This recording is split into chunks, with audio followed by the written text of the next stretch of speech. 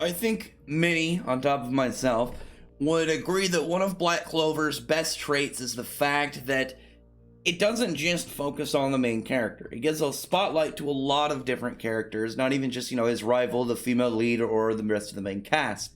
The elf resurrection whole, arc, not talking about just the entirety of that whole saga, but specifically the whole elf resurrection arc. And that whole arc, I think, did really well on emphasizing other characters having their own time to shine, which was funny because going prior to that arc, I was like, that's probably one of Black Clover's biggest weaknesses, is the fact that it doesn't focus a whole lot outside the Black Bulls and a couple characters that end up showing up for whatever arc they're in. And then the Elf Resurrection arc happened, and I was like, fantastic, really loved it. Really loved the fact that they was able to spread all these other characters and their positions in there and their own kind of goals and strives and whatnot. And we ended up getting a good chapter, laying over to that this week. So from it, we have, as we left off, Godaroy's and ended up fighting. Godaroy's put up a fair fight. He blocked a spirit dive. He was able to, for a bit, block Spirit of Zephyr. But in the end, cut him down, and it took him seemingly his strongest spells. We don't know if has developed anything above those, but his top spells in order to defeat him. And then we get back to the members outside, and you got inside the building, outside of what they were at. Yeah, that whole other Dark Disciple. He's got fog magic. He's able to make weird illusions and attack them from within the fog. And they're able to find him. They can't seem to be able to sense him. So I'm wondering if, from that, he's either intangible or he's able to kind of, mess with people's abilities to sense them. Because, mana sensing is just one of the basic kind of things that they have. But from that, you have just this whole kind of, situation where Klaus is definitely one of my... I would say he's one of my more enjoyed side characters in the series. Because in Black Clover, one of the things that, happen a lot, especially early, is you had all these guys who treated, and Asta like crap because they were peasants, especially Asta, because he had no magic. But once they saw what they were actually capable of, what they were actually able to do and perform, they became a lot more respectful of him. And Klaus was, I think, relatively the first person that we saw. I mean, I don't really count Noelle, because Noelle seemed to be more upset about herself in a lot of ways. But Klaus, the way he treated because he was a peasant, but also because of his, his four-leaf clover grimoire, thinking he's a little bit too this guy's something special, and then Asu has no magic in general.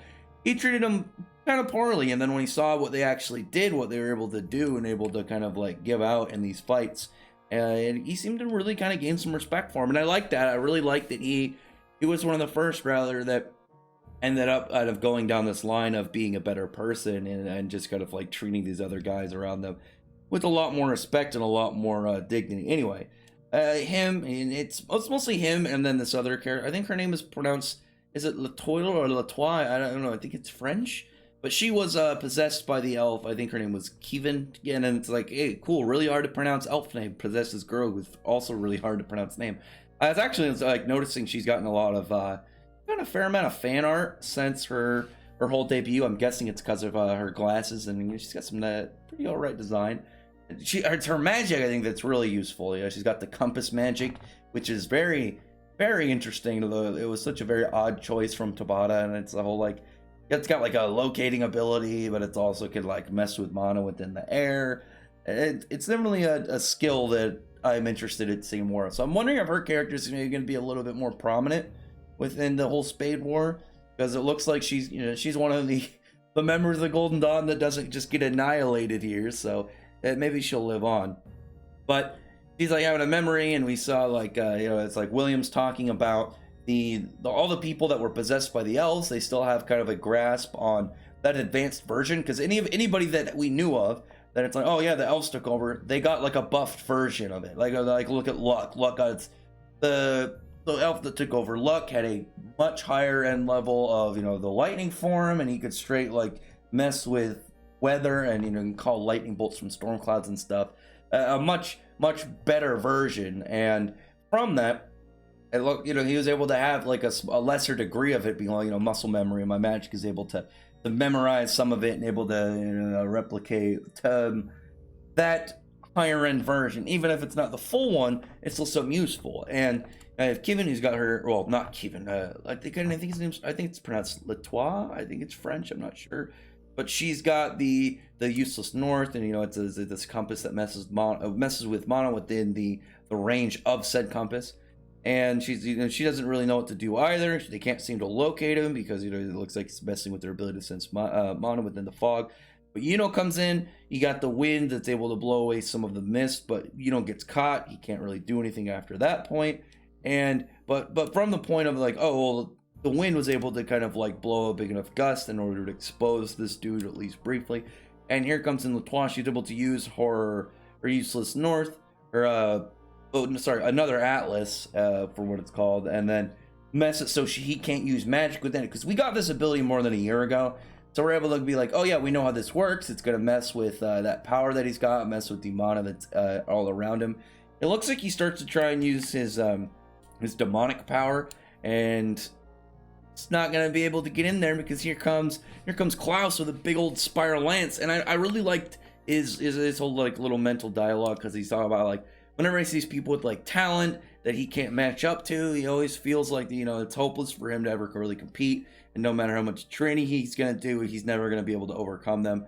But he's like, but as a magic knight, I have to stand strong, and I have to stick with this, and I have to defeat my enemies and whatnot. I really like that, and I'm hoping that some of that has come from Asta, and just seeing somebody who's worked real hard to kind of get in his position and not let anybody looking down on them, even if they're their self, end up keeping them from achieving whatever they need to before them. And Klaus, good man, Klaus, you did a good job. And it didn't surprise me once we got this guy got hit, because like, look at Goderoy's was strong enough. He was a straight like kind of like melee, more attack kind of character, so him blocking spirit dive, it's like, oh yeah, he's gonna have some good durability. He's gonna be a heavy hitting kind of character. But when you have someone like this dude who's he's like he's more of a caster, and we don't know whether or not like the full like it was intangibility, or whether or not it was just like he's messing with mana in the air so they can't sense him. Regardless of which, the way that he fights, he's not used to taking damage. His whole thing, he's used to like messing with people's heads and attacking them to where they can't see him. And a lot of series, I can kind of get where a lot of people would kind of forget that, because like they have like mana skin and whatnot, but obviously you're gonna have a character like Klaus who's much more like a heavy hitter with his whole iron spears and whatnot, especially like a big old drill, that his move when it's landing is gonna be much heavier than if it hits somebody like someone like Asta, who's got like a physically strong body from their how much he works. But you gotta see it from when you got a lot of other big shonens that generally a physically strong body just kind of is with it. Bleach, Dragon Ball, One Piece. One Piece is kind of different actually, because the Logias, when you had someone like Enel, who, looking back on the Skype arc, he had firepower to compete with some big characters even now in the story, but his durability wasn't even remotely close to it because he wasn't used to taking damage, and you can kind of see that with someone like this old dude. And you got like summoners and stuff, and anybody who's more of like I'm not gonna. Their bodies aren't used to taking damage. I think it's the easiest way. They're not gonna have own kind of like set for it. Like for instance, the easy one. Look over at Fairy Tail. Nineheart. He was a character that he was very primarily a summoner, large scale summoner. So he was not somebody that would be used to taking damage, and he showed that he did not have a high level of durability. Whereas Lucy, initially, she did not have a high level of durability, but the way that she fought, she refused to just use her spirits as like like Pokemon. She got in the fights and she took she got beat up regularly. So she was able to, develop a strong body that, broke through one of the weak sides of, a summoner style kind of character. So that whole thing kind of made sense to me, the fact they were able to defeat him, and from somebody. Now obviously Klaus isn't nearly as powerful as but when you have again somebody who is a straight raw like big heavy attacker, attack and defend, like he's either big heavy attacker, big heavy defense from Klaus. Also, I really like Klaus's like the way his magic was when he had like this whole barricades that could he could double them over and turn them into the big full drill shooting at him. I just think that's really neat. It's kind of like I still like Seki's Magnum Cannonball because of that whole idea. But anyway, the big meat of the chapter. So, a lot of people within the fandom are either split between liking or disliking William. I am on the dislike side. I do not like William. And the reason that is obviously, he, his whole, like, he's got, like, a pretty good high potential for a redemption arc. And I really like redemption arcs, are fun. You can either get one that, someone like Jalal, Jalal Fernandez from Fairy Tail. He's got a really good redemption arc. I really enjoy his character. He's one of my favorites in this series. And then you can have a character like Griffith, who's like, quote unquote redemption, but not really. He's still a bad guy. But with William, I mean, he committed high treason. He held secrets from the kingdom. He risked like the lives of everybody he had sworn to protect. He almost got both the Wizard King and the actual king killed. If he ends up having like a really good redemption arc, I'm cool with that, because obviously from a writing standpoint, it's like, oh yeah, that'll be really fun to see, like, just his journey of trying to fix everything that he's caused that's wrong. I can agree with that. Like, I like that idea, but at the same time, until that happens, I hate his character. And anytime he gets beat up or potentially dies, I'm on board with that. But I knew that with the Dark Disciples, I was like, I thought they'd be a bigger threat, but I'm still like, as long as there are some Dark Disciples who are actually like memorable and a bigger threat, I'll be happy. It doesn't have to be these guys. But I was like, well, even if they end up defeating both Dark Disciples, who they definitely didn't, it's not like they ran through them. I mean, Klaus is beaten to hell. It's still pretty damaged. And I was like, well, even if they beat them, Zeno is still in the building.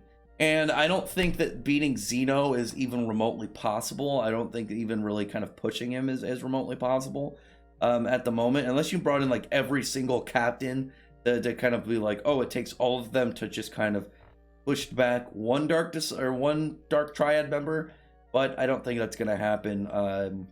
This is definitely one of those big display parts. You're going to be seeing just the full might, well, maybe not even the full might, just the display of one of the Dark Disciples in action. It's like back in Bleach when you first saw, like, oh, we're gonna start seeing some of the Espada, brought in.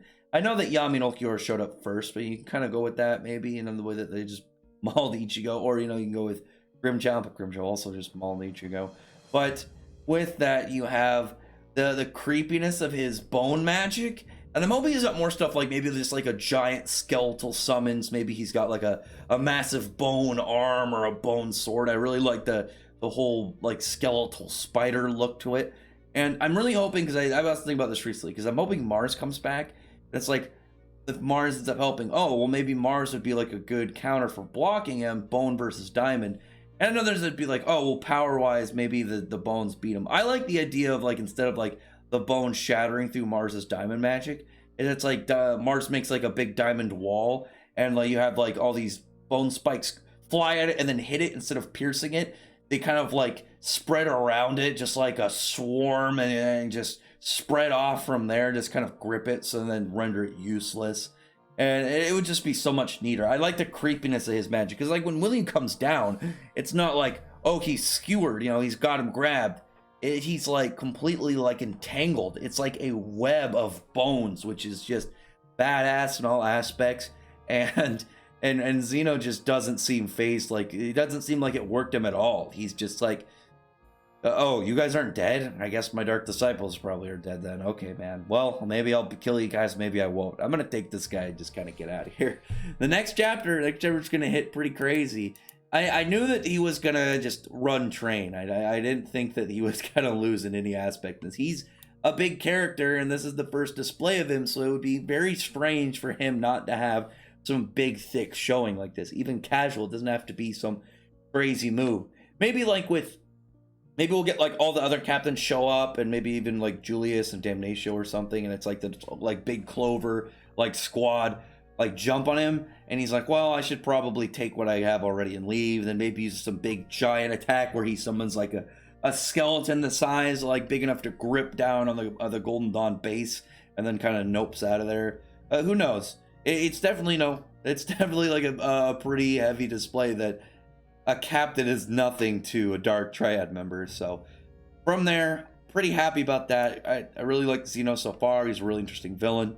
And just his magic in general, I absolutely love seeing.